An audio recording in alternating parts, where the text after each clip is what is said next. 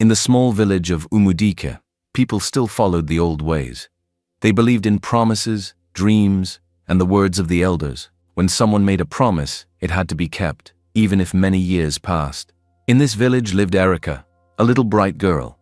Her hair was always tied back. Her eyes were big and quiet. She lived with her mother, Mama Lucy, the village healer. People came from far places to see Mama Lucy. She used herbs, leaves, and prayers to heal the sick. One hot day, a big black car came to the village.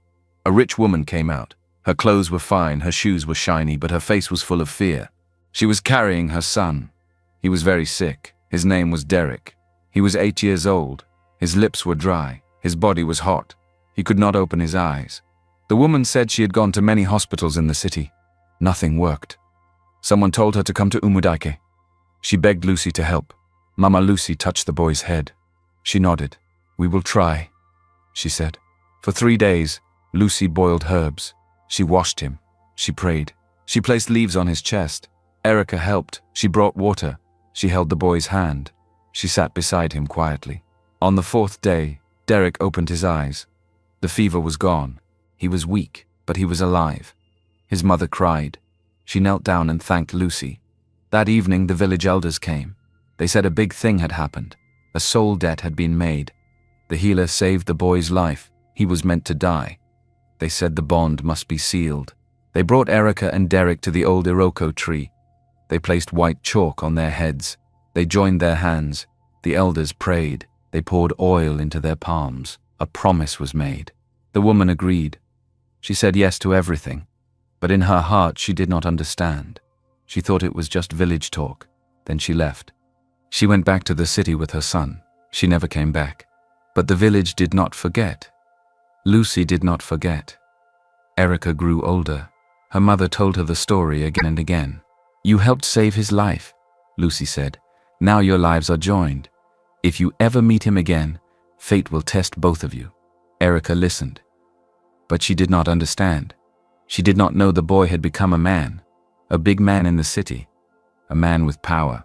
Mr. Derek Williams has forgotten her. But the promise was still alive. Soon Erica turned 19. She was now a full woman. Her beauty made people stare.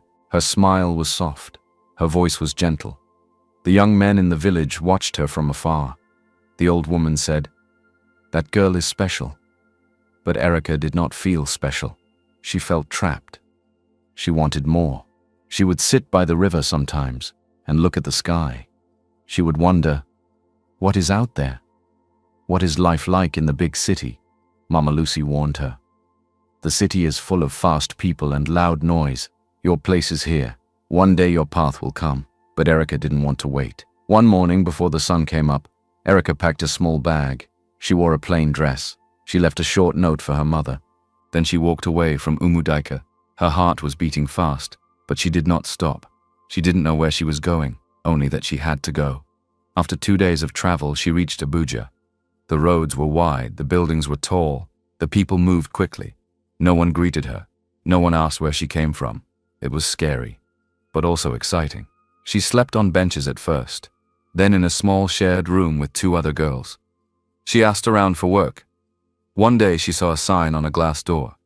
Waitress wanted, clean appearance, must speak well. She went in. The restaurant was bright and fancy. The chairs were soft. The plates were white and shiny. People wore suits and fine dresses. Erica stood straight. She spoke gently. The manager looked at her from head to toe. Then he said, "You'll do." And just like that, she got the job. Every morning she wore the same uniform, white shirt, black skirt. She tied her hair back. She wore long sleeves every day, even when it was hot. On her sleeve was a mark, a small tribal scar from the ceremony when she was a child. The manager, Mr. Peter, was not kind. He shouted when orders were late. He liked to touch the girls when no one was looking. Erica stayed quiet, but she made sure she set her boundaries. She needed the job. She needed a place to hide. Each time she served food to rich customers, her heart would squeeze. She didn't know what she was waiting for, but it felt like something was coming. And far away, in a tall office with glass walls and cold air, Derek Williams signed papers, attended meetings, and planned billion-dollar deals.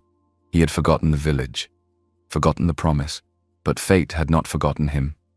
And Erica? She was closer than he knew. It was a quiet afternoon in the restaurant, the kind that felt slow and too neat. Erica moved from table to table, balancing trays, filling glasses, keeping her head down like always. The manager had warned them that morning, a very important guest is coming today. No mistakes. So Erica made sure her shirt was clean, her sleeves rolled down, her hair tucked tight. She didn't want any trouble. She never did. By noon, the restaurant changed.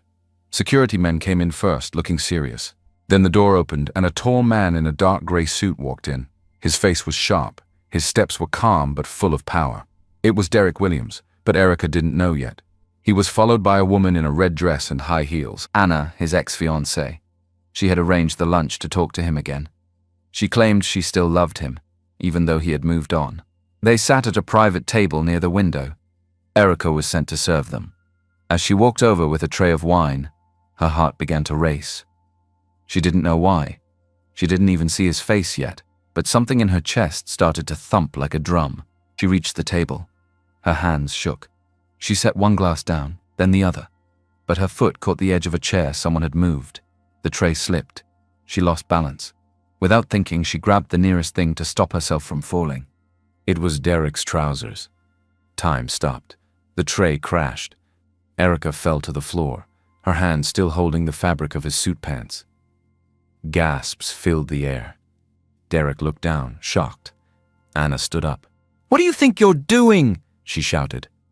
Erica scrambled up, face red, hands shaking. I'm sorry," she stammered. "I didn't mean to." Security rushed forward. The manager came too. "What's wrong with you, Erica?" But Derek didn't say a word. His eyes were on Erica. Something in her face, her eyes, the shape of her mouth, it pulled at something deep inside him. Like a memory that was hiding. He raised a hand. "It's okay," he said quietly. "Let her go." Everyone froze. Anna turned to him. "Derek, are you serious? She just grabbed you, your pants fell off." He didn't answer her. He just kept looking at Erica. Then slowly he turned away. "I've lost my appetite. This meeting is over." He stood up and walked out. Anna ran after him, angry and confused. "Why are you just letting her go? Such paupers should be properly dealt with." But Derek didn't reply. And Erica? She stood in the corner, shaking, her heart pounding. She didn't know why he looked at her like that. She didn't know why her legs felt weak. All she knew was that something had changed. After the encounter at the restaurant, Derek didn't sleep that night. He tossed, turned, closed his eyes, opened them again. Something kept pulling at his chest. Not pain exactly, not fear either, just something heavy. When he finally dozed off, the dreams came. A forest, thick and green, drums beating slowly. A little girl with a white mark on her forehead. A woman in wrapper praying over a boy. Then he saw her eyes, the same eyes from the restaurant. He woke up sweating. It was past midnight. The whole city was asleep, but Derek got up and walked to the old cabinet in his study. He never opened it, but something led him there. Inside were dusty albums, papers. He pulled out a photo album and flipped through pages until one photo caught his eye. It was faded. In it, his mother was standing in a village with trees behind her. She wore a wrapper and a scarf. Next to her was a local healer, an old woman, and beside the woman stood a little girl. She looked about 7, barefoot, bright eyes, a tiny scar just under her wrist. Derek stared at the picture, his chest tightened. He didn't know who the girl was, but she felt familiar. Something about the way she stood, the way she looked at the camera. He tried to remember. He couldn't, but the headache came back. Far away in a small hot room, Erica sat on her mattress, holding her stomach. She had been feeling sick since the restaurant incident. It wasn't food. It wasn't stress. It was something deeper. Her hands trembled. She picked up her phone and called her mother. "Mama," she whispered. "I don't feel right." The voice on the other end was calm but firm. "Tell me what happened." Erica told her everything. The restaurant, the fall, the way the man looked at her. There was silence for a moment. Then Mama Lucy said, "Child, the bond has been touched?" "What bond?" Erica asked, already afraid of the answer. "You remember the boy we helped long ago? The one your hands touched when you were 7? The one I always told you about?" Erica nodded slowly. If he is near you now, if you have seen each other again, then the bond has been awakened, her mother said. Erica's chest tightened. Listen to me, Erica. If either of you tries to fight it, if either of you runs away again, there will be pain. Real pain. The kind that comes from inside the soul. Erica sat still. Her fingers went to the tiny scar on her wrist, the one she always covered. Everything had been quiet. Until now. The following day, the lights were soft. The music was smooth. The wine flowed easily. It was a private welcome party in Maitama, hosted at one of the finest homes in Abuja. Derek Williams had just returned from a 3-month trip overseas to close a deal. His closest friends, business partners, and a few important names gathered to celebrate. The air smelled like perfume and grilled meat. Laughter filled the garden. Erica stood quietly near the drinks table wearing a plain black dress and apron. She had been hired that evening through a catering company. She didn't even know who the party was for until she saw him. Derek, the man she had accidentally embarrassed.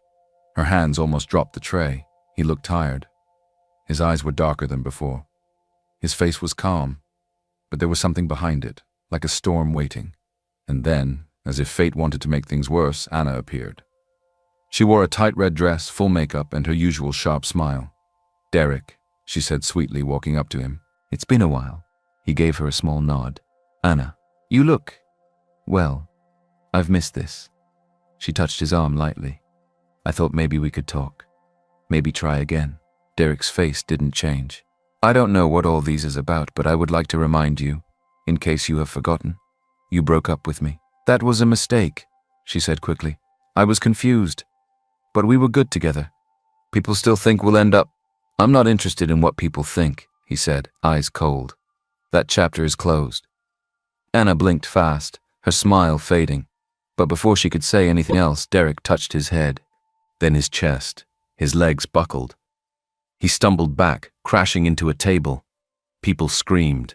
He fell to the floor, breathing hard, eyes rolling.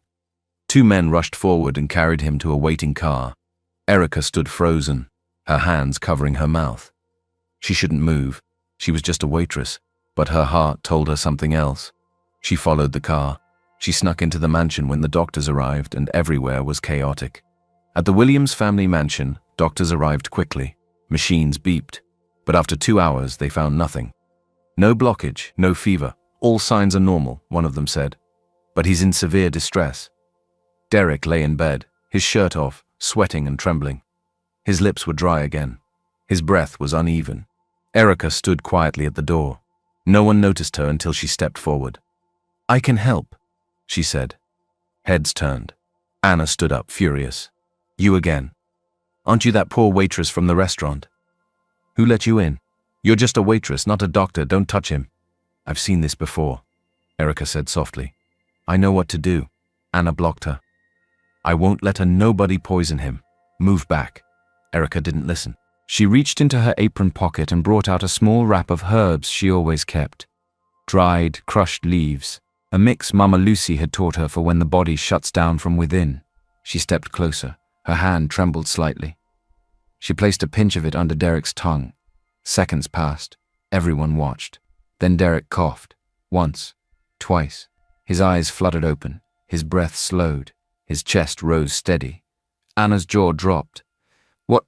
What did you do? She asked, but her voice was small now. Erica didn't answer.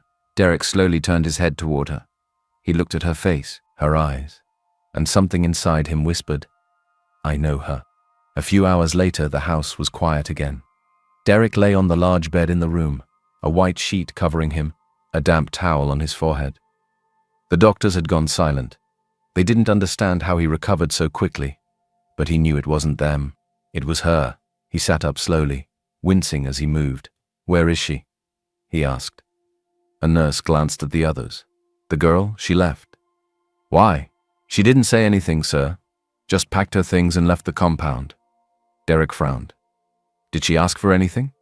No, sir. Not a word, not a demand, no bill, no noise. She just walked away. Derek leaned back, staring at the ceiling. He tried to tell himself it didn't mean anything. Maybe it was a coincidence. Maybe she was just lucky with herbs. Maybe he was just tired and needed rest. But none of that explained what he felt. That pull, that strange peace when she touched him, that quiet storm in her eyes. He ran his hand over his chest. He had felt close to death. Then she appeared, like she had done it before, like she was always meant to. Downstairs, Anna paced back and forth, heels clicking angrily on the tiles. Her face was tight with rage. "She did something to him," she said, her voice sharp. "Don't you people see it?" Mrs. Williams looked up from her phone.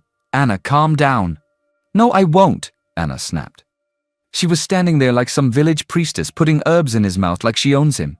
"You're the one who brought him to that restaurant in the first place," Mrs. Williams said flatly. Anna turned to Derek's personal assistant, who had just walked in. "Do you even know who she is? I heard she works in some hotel. Probably a poor girl who seduces rich men for money.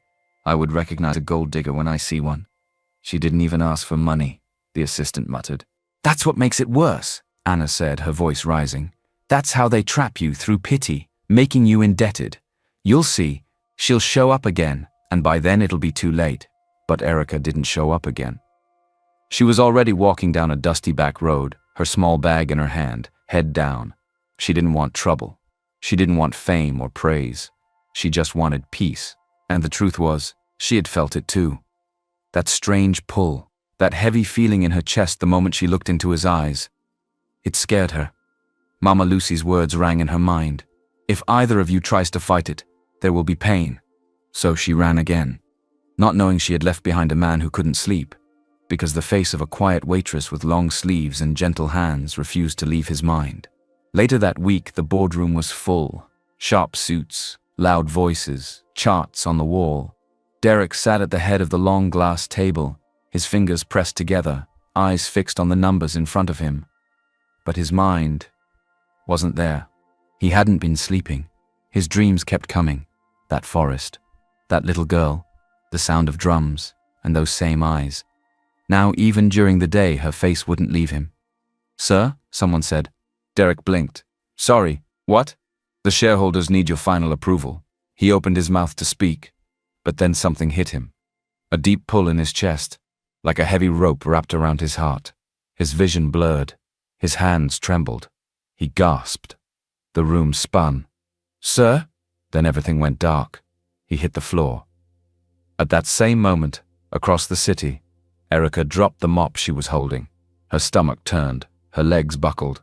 She ran to the bathroom and vomited violently. The other girls in the hostel gathered around, panicking. "Erica, are you okay?" But she didn't answer. Her body was hot and cold all at once. Her head was pounding, her skin was pale. She picked up her phone with shaking hands and called her mother again. Mama Lucy didn't waste time. The next morning, she stepped off the bus and into the busy streets of Abuja with a small bag and a wrapped bundle of herbs. She didn't need a map. She didn't need Google. She followed the pull. She found the mansion. The guards at first refused her entry until Mrs. Williams came outside. Mama Lucy looked calm, but her eyes held fire. Mrs. Williams led her into the mansion. "I'm here for my daughter," she said. "And for your son." Mrs. Williams frowned. "Excuse me?" "They are bound," Mama Lucy said softly, "by an oath made many years ago, in my village, in front of many witnesses. You may have forgotten, but the spirits did not." Mrs. Williams took a slow breath. She remembered something. A trip, a fever, a promise. She looked down. "They are both sick," Mama Lucy added, "because they are trying to fight a bond that was sealed by our ancestors. If one of them dies, the other may follow." Inside the room, Derek was lying in his room, pale and sweating again.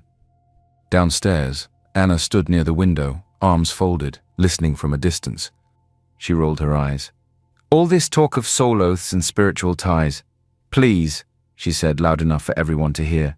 "This is just stress. Derek works too hard, that's why he fainted." She turned to Mrs. Williams. "And that girl, that Erica? She's playing everyone. You'll see. She probably faked being sick to get attention." Mama Lucy stepped forward calmly. "You can believe what you like, but whether you accept it or not, your fight is not with me. It is with fate." Anna laughed once. "Fate? I don't believe in fate. I believe in facts. And I'll make sure she stays far away from him." But upstairs, even as doctors whispered and shook their heads, Derek turned in his sleep and said one word. Softly, Erica. After ensuring her message had been passed across clearly, Mama Lucy quietly packed her things and left.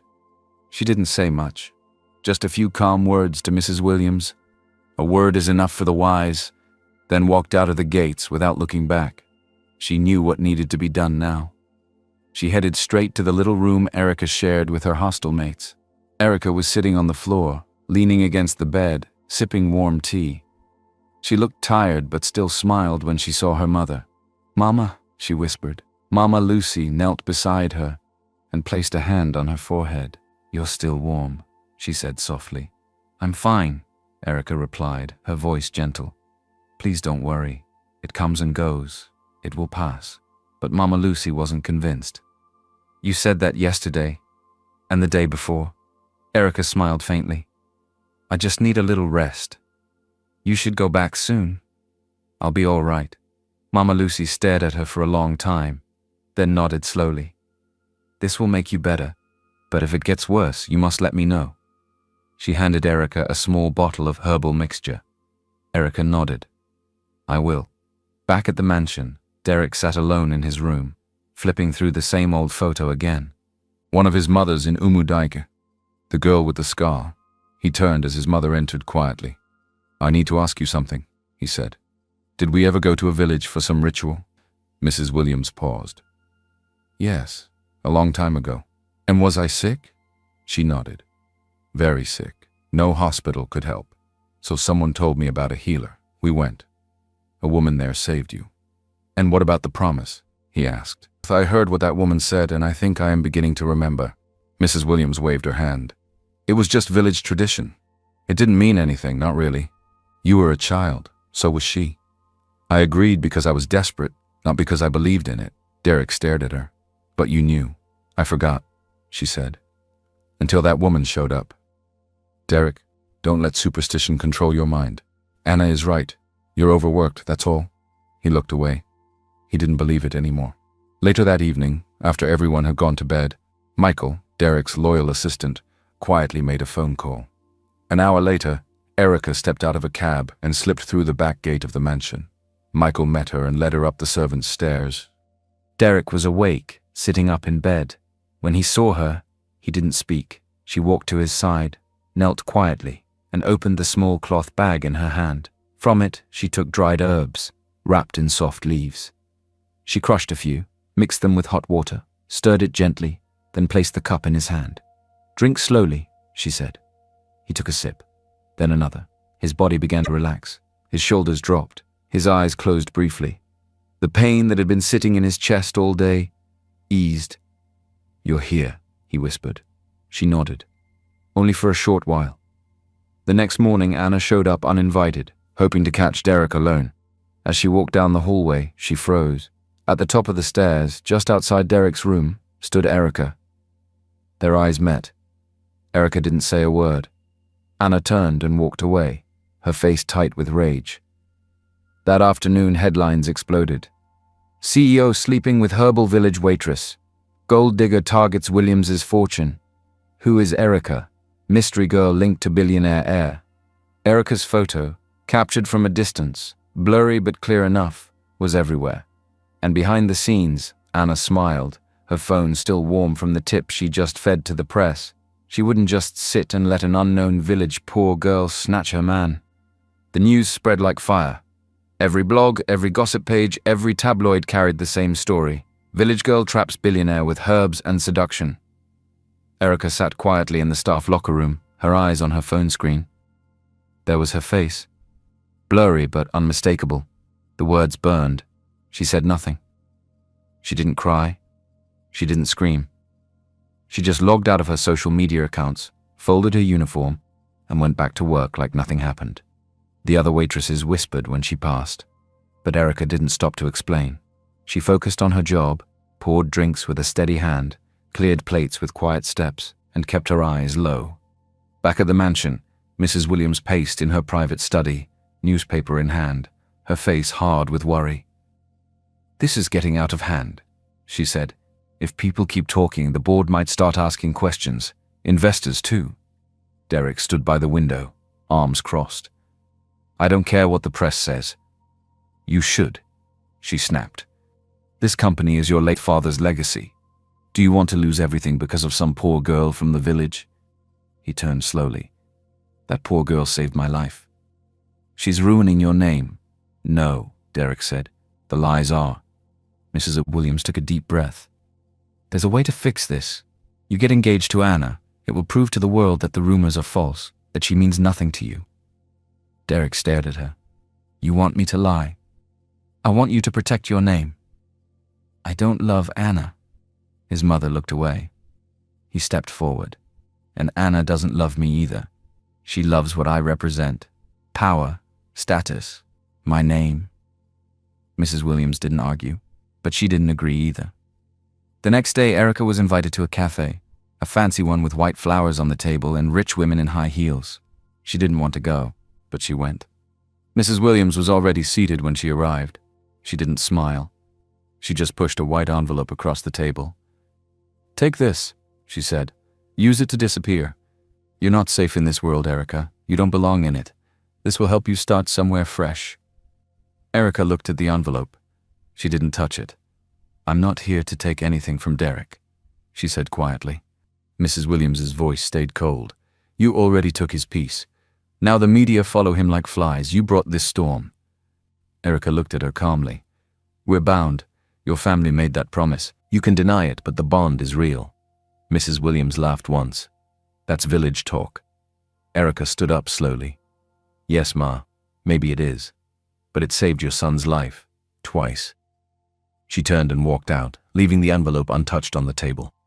That week, Derek began visiting Erica frequently. First, just to ask if she was okay. Then to sit with her. Then to walk with her. Sometimes they didn't speak. They just sat under the tree near her hostel, listening to the wind and silence. With her, he didn't have to pretend. No suits, no cameras, no noise. And slowly something deeper than the bond began to grow. Not duty, not pain, love. Because in a world where everyone wanted something from him, she was the only one who didn't. Days turned to weeks. Derek and Erica continued to see each other quietly and often. They met in hidden corners of the city, quiet gardens, bookshops, roadside spots where no one looked twice. There were no cameras, no guards, no pressure, just laughter, soft talks, quiet walks, and growing peace. Derek had never felt like this before. And Erica? She didn't say it, but her heart had already chosen him. One evening, as they sat on a wooden bench under a mango tree, he reached for her hand. I don't know what brought you into my life, he said, but I'm not letting you go. She smiled, looking down. Even if the whole world is against me, he lifted her chin gently. Then I'll be against the world. But Anna was watching. She noticed the changes. Derek no longer answered her texts. No polite lunches. He didn't even look at her the same way anymore. And when she saw photos of him and Erica walking side by side at a local art festival, something inside her snapped. She couldn't lose. So she did what she always did. Control. She paid a private investigator. Then she paid a shady doctor. Within a few days, she had a file in her hand, falsified, signed, and sealed. It claimed Erica had a history of mental instability, that she once suffered breakdowns and used herbs to manage episodes, that her mother helped fake a story about the childhood bond to gain sympathy and wealth. Anna brought it straight to Mrs. Williams. This is who she really is, Anna said, dropping the file on the table. She and her mother made the whole thing up. She's not some innocent village girl. She's sick and dangerous. Mrs. Williams flipped through the file. The words were convincing. The stamp was real, although she was at the village then, but she knew the so-called bond couldn't mean anything. This had to be the real deal. She sighed heavily. Later that night, she showed it to Derek. He read through every page slowly, then handed it back. She's perfectly fine, he said. Derek, she's not unstable. She's not dangerous. This is fake. How do you know? His mother asked. Because I know her, he replied. He gave the file to Michael. 2 days later, Michael returned with proof. The signature was forged. The doctor in the report didn't even exist. It had all been fabricated by Anna. Derek called Anna. She came smiling, hoping maybe he was finally listening. He held the fake report in his hand. "This is the last time," he said coldly. "Stay away from Erica. Stay away from me." "Wait, Derek." But he had already turned his back. Still, Anna wasn't done. She found out Derek was taking Erica to a private business dinner, a formal event with investors and executives. She also found out where, that night, the venue was glowing. Erica walked in beside Derek, dressed in a soft blue gown, nervous but proud. Eyes turned. Whispers started. But Derek held her hand tightly. Halfway through the evening, Anna stepped forward, dressed like a queen. "Oh, how sweet," she said loudly. "The village healer's daughter is now a CEO's date. How far we've come." Some guests chuckled. Others just stared. Erica stood frozen. Anna smiled wider. "Tell us, Erica, what herbs did you use to make him fall in love with you? Or was it your pants you took off, you cheap slut?" Derek stepped between them. "Enough."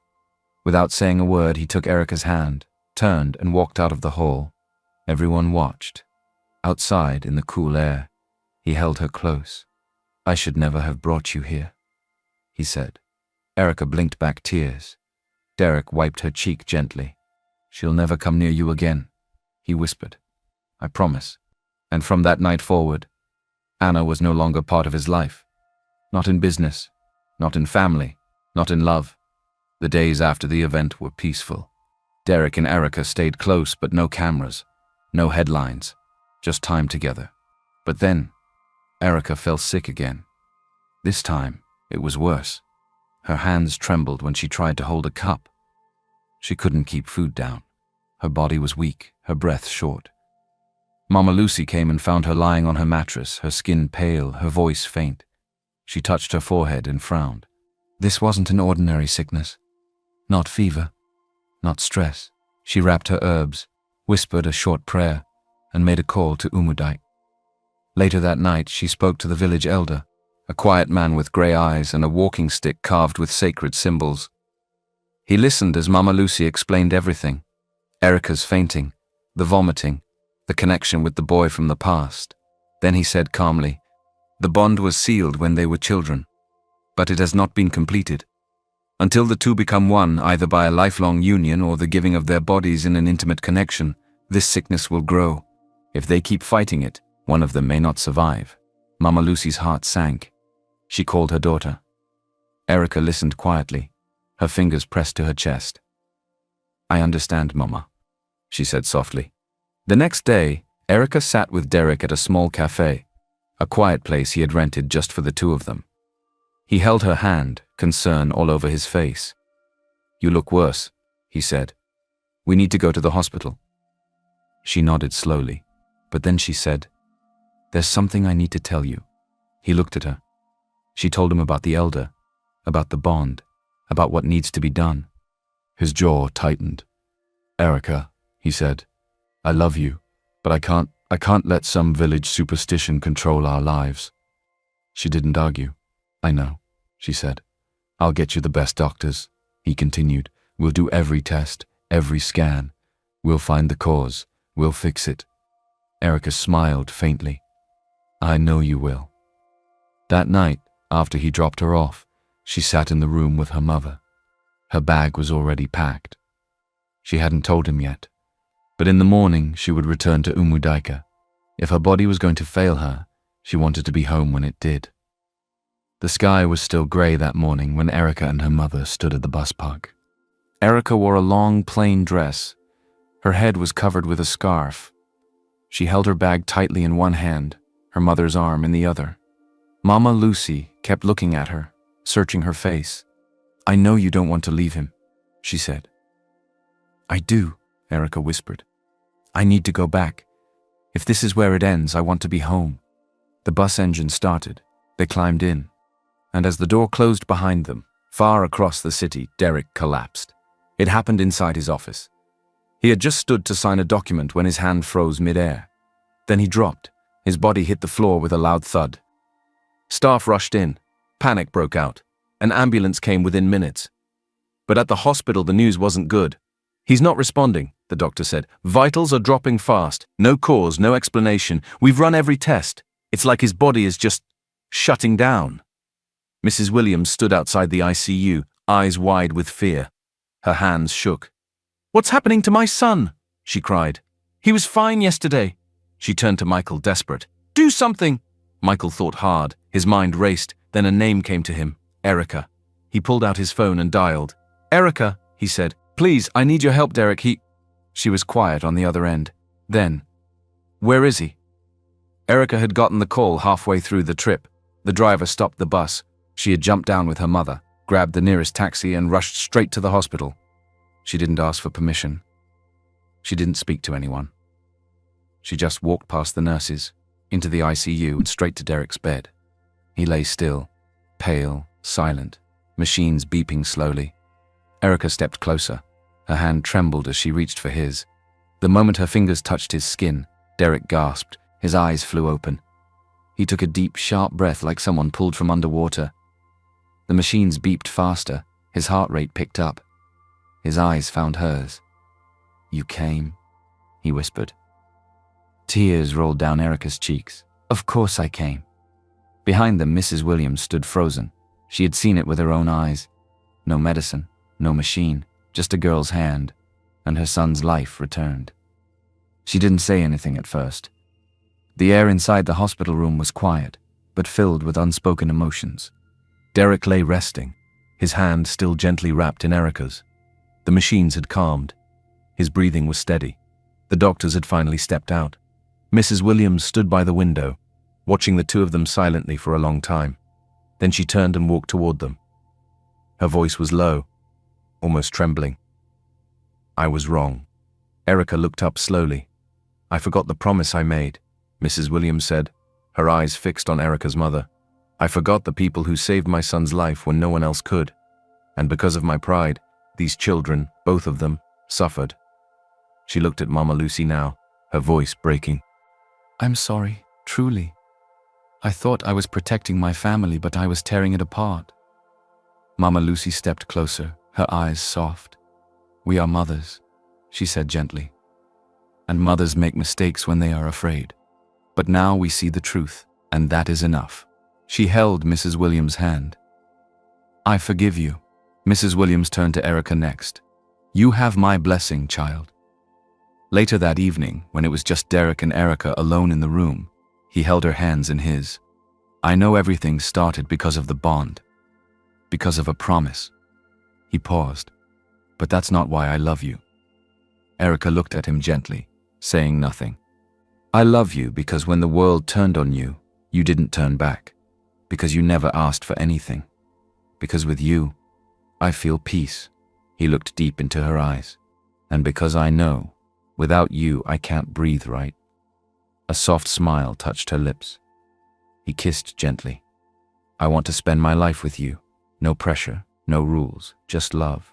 The next week, Derek stood at the front of a media event, facing cameras and flashing lights. Beside him stood Erica in a simple white dress. He took the microphone. "I know many of you have questions about me and Erica." He smiled. "Let me answer it clearly. I love her. Not because of a headline, not because of pressure, but because I chose her." Gasps, murmurs, a few smiles. He continued. "She is my peace. And the world should know." Across the city, thousands of people watched. And slowly the mood changed. People began to cheer. Online, they called it a Cinderella story.